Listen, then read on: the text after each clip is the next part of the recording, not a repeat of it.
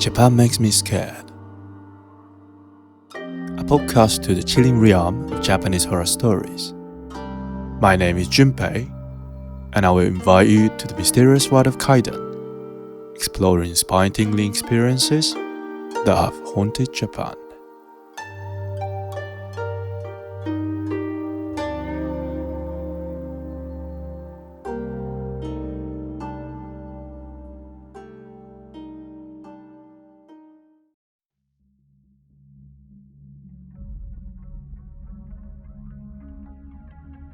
Konbanwa minasan. Welcome back to another episode of Japan Makes Me Scared. I'm Junpei, your host, and I'm gonna share various horror, scary stories of Kaidan in this podcast. The last episode marked the 30th episode of this podcast, and in order to celebrate that, today's story is, as announced, a sequel to the previous episode.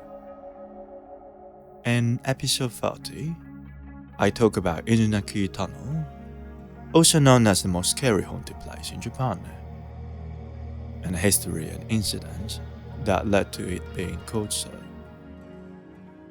If you haven't listened to the previous episode yet, I'd recommend you do that, because it'd be better to know the context to enjoy today's episode. Today, I'm going to talk about a mysterious urban legend, which is one of the factors that made Inunaki Tunnel famous all over Japan. Alright, let's move on to the storytelling part.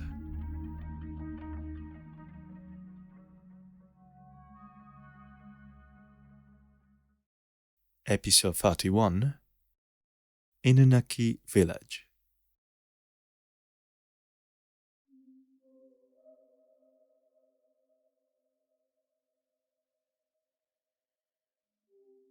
First of all, let me briefly share what Inunaki Village is. Inunaki Village is one of the most famous Japanese urban legends, and the name of the village in the story. This village is said to be located around the Inunaki area in Fukuoka prefecture. The beginning of the Inunaki Village story was a post on 2chan, the Japanese message board website, on 30th October 1999. However, the content of the post was originally submitted to the TV program Tokume Research 2000. The TV program consisted of the program's own investigations of requests received from viewers each time. Inunaki Village request was never actually investigated in the program, but it was posted on 2chan, which led to nationwide publicity. I will share the content of this request here. So the title of the request was A Village in Japan That Is Not Japan. And the description of the request goes like this. In Fukuoka prefecture, there is a very famous local haunted place called Inunaki Pass. I don't believe in any kind of ghost, but this area seems to be a very strange place without ghosts anyway. And the Inunaki Pass, next to one of the tunnels, there is a path that would normally be overlooked. As you walk up that path, the road gets narrower and narrower, and if you still continue up the path, you will find a village that is not shown on the map. There is also a sign nearby that says the Constitution of Japan cannot be applied from here onwards. One night, a friend of mine tried to go to this village and found a hut at the entrance to the village. When he stopped his car and looked at the hut, 4 or 5 men had gathered and were looking at him with kind of pissed off eyes. They approached the car at a very fast pace, and he thought, oh, this is so bad. He hurriedly turned back to where he came, and the entrance to the village was wide enough to make a U-turn. But the back of the car was torn to pieces by what looked like an axe. Another friend of mine, who also went to the village, but at noon, said that the village was empty at the time. And there were a few houses with battered wooden doors. And a white car with Shimano's license plate was left in a mess in an open space like a square. By the way, there was once a story of a missing Shimano couple in the area. Also, oddly enough, any mobile phone doesn't work in the area, as did mine. Also, the payphone at a certain convenience store closest to there does not work even with 110, the number to call the police. Someone told me that this village is a specially protected area where the police or any national authority cannot intervene. Indeed, despite the fact that it is a very famous haunted area locally, TV and other media coverage has somehow stopped by the mountain pass and never reached the village. They had the theory that the village was so severely discriminated against before the Edo period, which is around the 17th to the late 19th century, that it cut off all contact with the outside world and became self-sufficient in its own village. And because there were so few women, they repeatedly committed incest and became genetically dangerous. This could be just speculation, but I asked for an investigation as soon as possible. There has been a recent surge in the number of young people going to the area out of curiosity.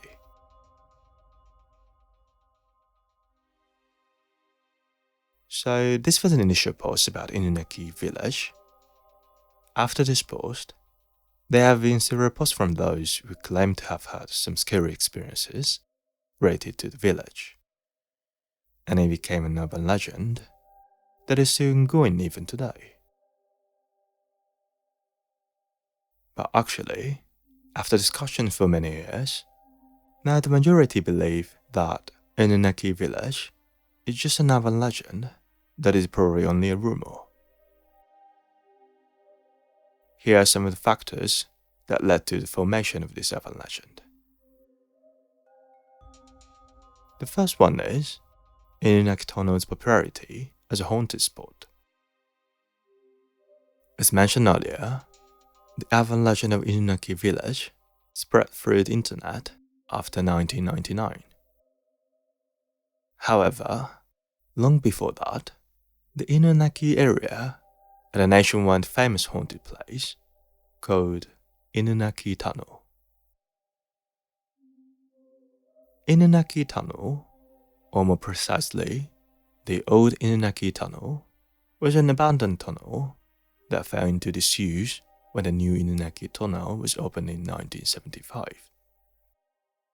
Since then, it has become a well-known haunted spot in Fukuoka prefecture with the locals.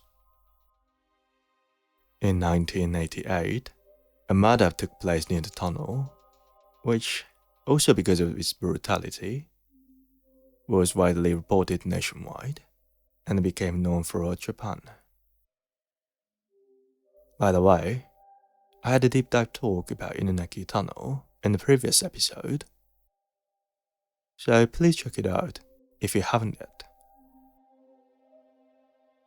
Anyway, it is believed that the urban legend of Inunaki Village was born from the combination of such a foundation, and what is more, the late 90s was like the dawn of Japanese internet culture, and there was kind of the expectation that the internet would reveal previously unsolved mystery or secrets. I think if you're about 30s or older like me, you felt the atmosphere there, didn't you? This kind of movement could have also pushed the story of Inunaki Village more popular at the time. There is another theory that says it was just a simple misunderstanding. According to the research, it is a fact that homeless people were living in tents near Inunaki Tunnel at the time.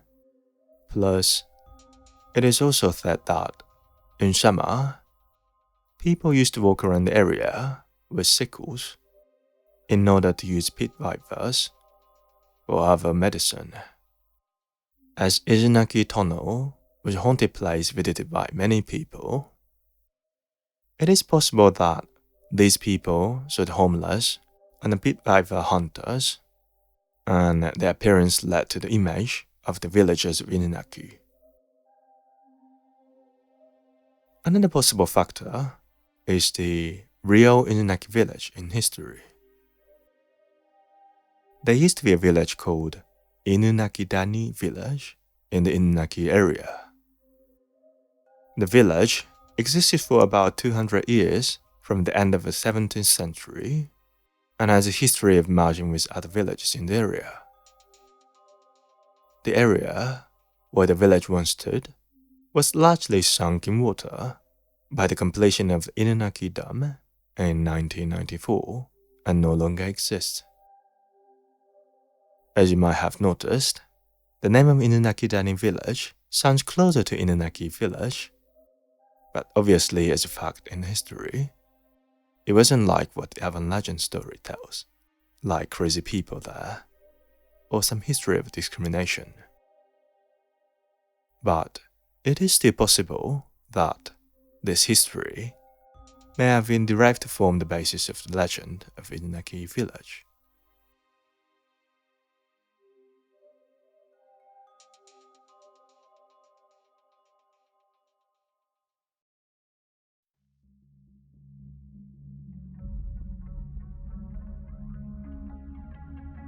Oshimai.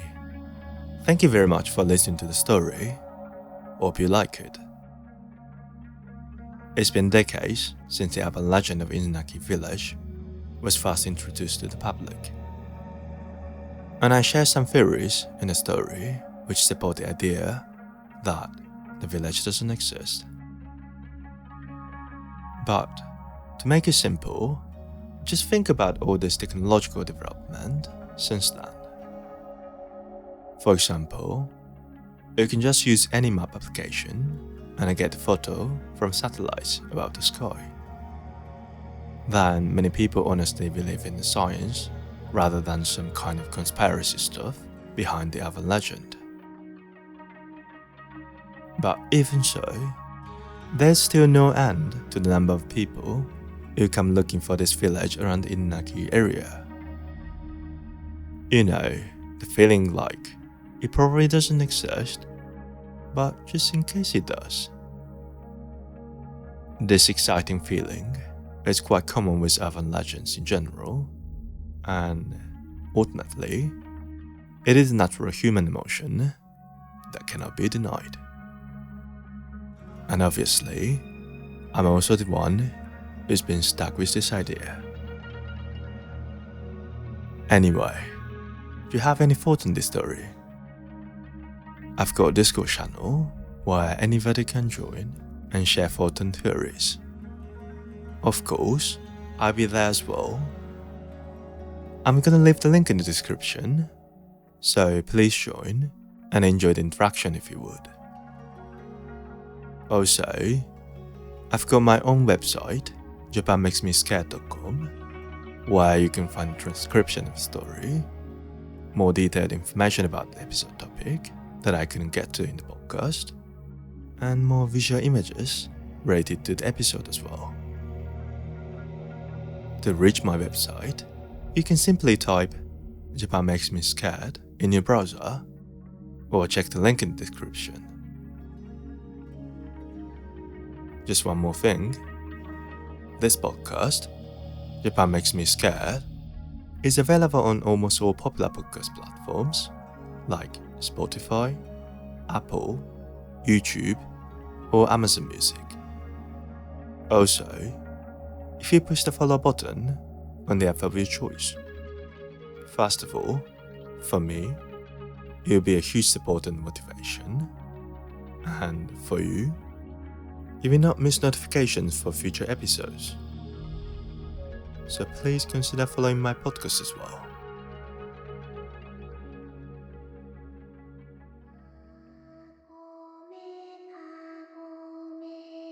Alright, we are getting close to the end.